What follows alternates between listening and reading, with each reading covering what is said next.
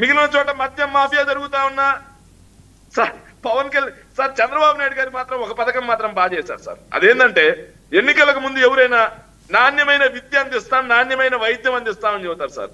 కానీ పవన్ కళ్యాణ్ గారు ఏదైతే చంద్రబాబు నాయుడు గారు మాత్రం నాణ్యమైన వైద్యం ఏదైతే మద్యం ఇస్తా అన్నారు సార్.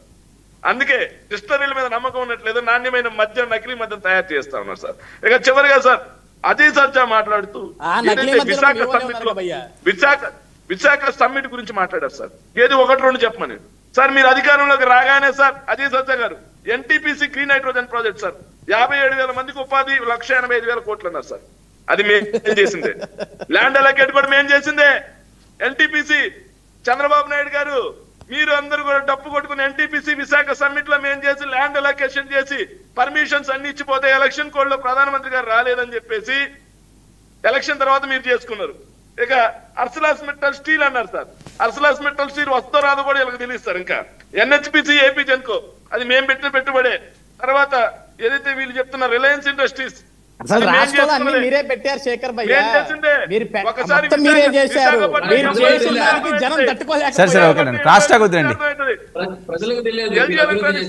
ఎల్జీ ఎలక్ట్రానిక్స్ ఎవరయ్యా, బ్లూ స్టార్ ఎవరయ్యా, ఆంబర్ ఎవరయ్యా, టైకిన్ ఎవరయ్యా, ఇవన్నీ మేము చేసుకుంటా ఉన్నారు. మీరు ప్రొడక్షన్ అదే మధ్యలో మాట్లాడడం చాలా సింపుల్.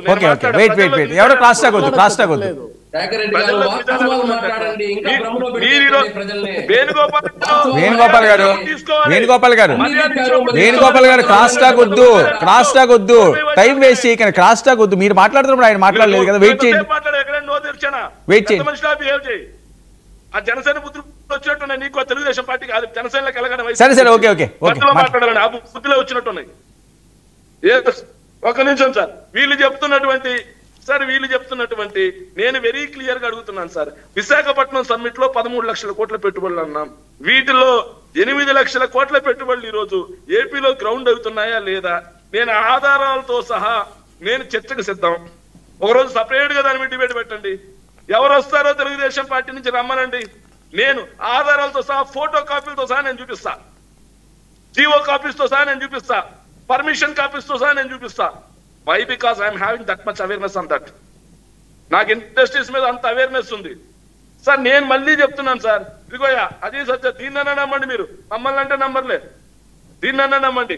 ఏంటంటే department for promotion of industry and internal trade, central government ministry of commerce వాళ్ళు ఇచ్చేది.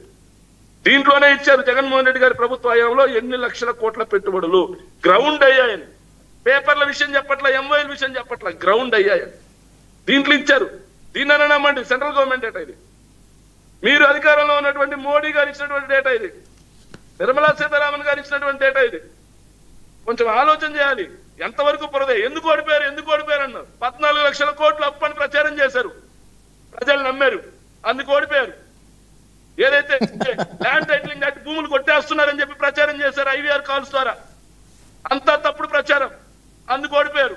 ఉద్యోగస్తులను ఉత్తరిస్తామన్నారు, ఈ రోజు ఉద్యోగస్తులు రోడ్డు పాలు చేశారు, అందుకు ఓడిపోయారు. లేని అవినీతిని ఆపాదించారు, కులాన్ని రెచ్చగొట్టారు, మతాన్ని రెచ్చగొట్టారు. మీ నాయకుడు 30,000 మంది మహిళలు మిస్సింగ్ అని చెప్పి మాట్లాడిన నాయకుడు అసెంబ్లీలో ఏం చెప్పాడా? క్వశ్చన్ అవర్ లో ఎంత నొప్పుకున్నాడు. ఇలా అబద్ధాలు చెప్పి తప్పుడు ప్రచారాలు చేసి గెలిచిన మీరు పొత్తుల వెంపర్లాడి కులాలను రెచ్చగొట్టి, మతాలను రెచ్చగొట్టి, అన్ని అబద్ధాలు చెప్పి గెలిచి ఈ రోజు కూడా ఎందుకు ఓడిపోయారు అంటారు. ఏం ఓడిపోయింది మాది లేదా? మొన్నటిదాకా వైసీపీలో ఉన్న నీకు తెలీదా ఎందుకు ఓడిపోయారు? ఓడిపోయిన తర్వాత వేరే పార్టీలోకి వెళ్ళి ఆ పార్టీ బుద్ధులు వచ్చా. మొన్నటిదాకా వైసీపీలోనే ఉన్నావు. ఓడిపోయేంత వరకు జగన్మోహన్ రెడ్డి గారు ఇలా వైసీపీలో జనసేనలోకి వెళ్ళిన తర్వాత ఆ పార్టీ బుద్ధులు వచ్చాడు. జనసేనలోకి వెళ్ళిన తర్వాత ఆ పార్టీ బుద్ధులు మెండుగా ఆ పార్టీ బుద్ధులు మెండుగా తమకి అబ్బినట్టున్నాయి. ఆ బుద్ధులు వైసీపీలో ఉన్నప్పుడు ఇలా క్రాస్ టాకింగ్ ఉండేది కాదు, హుందాగా ప్రవర్తించే వాళ్ళు. అక్కడికి వెళ్ళాక ఇలా అయ్యారు. చివరిగా మాట సార్, ఇదిగో సార్ ఒక్క నిమిషం అండి. వేణుగోపాల్ గారు దేనికి క్రాస్ టాక్ చేస్తున్నారు? వెయిట్ చేయండి సార్. తల్లి చెల్లి అన్నారు సార్. సార్ వాళ్ళు ఒక మాట అన్నాం. తల్లి చెల్లి అనేది పర్సనల్ విషయం కాదా, కుటుంబ విషయం కాదా? ఎవరి కుటుంబంలో గొడవలు లేవు?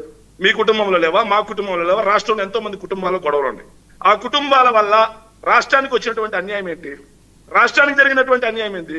వాళ్ళు ఒకటి అంటాం, మా చేత మళ్ళీ 1, 2, 3 అనిపించుకోవాలా. మొదటి పిల్లానికి విడాకులు, రెండో పిల్లానికి విడాకులు, మూడో పిల్లానికి విడాకులు మేము మా చేత అనిపించుకోవాలి. ఎందుకు ఇలా? ఒకటి అన్నం ఎందుకు, 4 అనిపించుకోవడం ఎందుకు? ఒక ఆడపిల్లని పెళ్లి చేసుకొని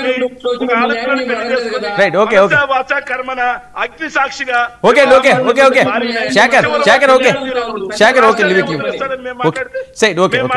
శ్రీరామ్ గారు ఎందుకు 10 అనిపించుకోవడం ఎందుకు? ఓకే శ్రీరామ్ గారు సార్ మళ్ళీ చెప్తా ఉన్నాం సార్, మళ్ళీ చెప్తా ఉన్నాం. రాష్ట్రంలో ఈ రోజు సమస్యలు ఈ రంగం ఆ రంగం లేదండి. రైతు దగ్గర నుంచి విద్యార్థి వరకు, మహిళల దగ్గర నుంచి రైతన్న వరకు మొత్తం కూడా అందరూ కూడా ఇబ్బందుల్లో ఉన్నారు ఈ రోజు. ఓకే ప్రశ్నించండి, ప్రశ్నించండి, మీకు అవకాశం ఉంది కదా, మీరు జనాల్లోకి వెళ్ళండి, ప్రశ్నించండి, ప్రజలు నిర్ణయించారు. అసెంబ్లీ అసెంబ్లీ అసెంబ్లీ అంటున్నారు సార్. శుభ్రంగా డిబేట్ జగన్మోహన్ రెడ్డి గారు దాకెందుకు? డిబేట్ లో నేను అడిగిన ప్రశ్నకి నేరుగా సమాధానం చెప్పమని వేణుగోపాల్ గారు. సరే ఓకే అసెంబ్లీ దాకెందుకు? ఓకే ఖచ్చితంగా మనం పెడదాం. శ్రీరామ్ గారు ఏంటి పరిస్థితి? సమాధానం చెప్పమను. ఓకే శ్రీరామ్ గారు రెస్పాండ్, ఏంటి పరిస్థితి? సమాధానం చెప్పే దమ్ము లేదు కాబట్టి ఇప్పుడు 2 పార్టీల ఎలక్షన్ చూస్తున్నాం కదా, ఇదే సమస్య. 2 పార్టీల వ్యవహారం ఇలాగే ఉంది. ఇప్పుడు వేణుగోపాల్ గారు ఏమంటున్నారు, ఆరోగ్యశ్రీ మీద వాళ్ళు అట్లా చేశారు, అది చేశారు, ఇది చేశారు, అంతా ప్రైవేట్ కాలేజీలకు అప్పచెప్పారు అని చెప్తున్నారు. వెరీ గుడ్, మంచి విమర్శ చేశారు మీరు.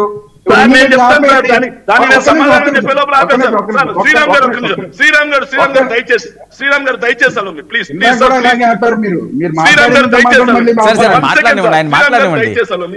శ్రీరామ్ గారు దయచేస్తారు. 1 సెకండ్ వర్మ గారు, ఒక్క నిమిషం వర్మ, క్లారిఫికేషన్ ఇవ్వాలి. మా మీద ఆరోపణ చేశారు సార్. ఆరోగ్యశ్రీ అనే పథకం స్టార్ట్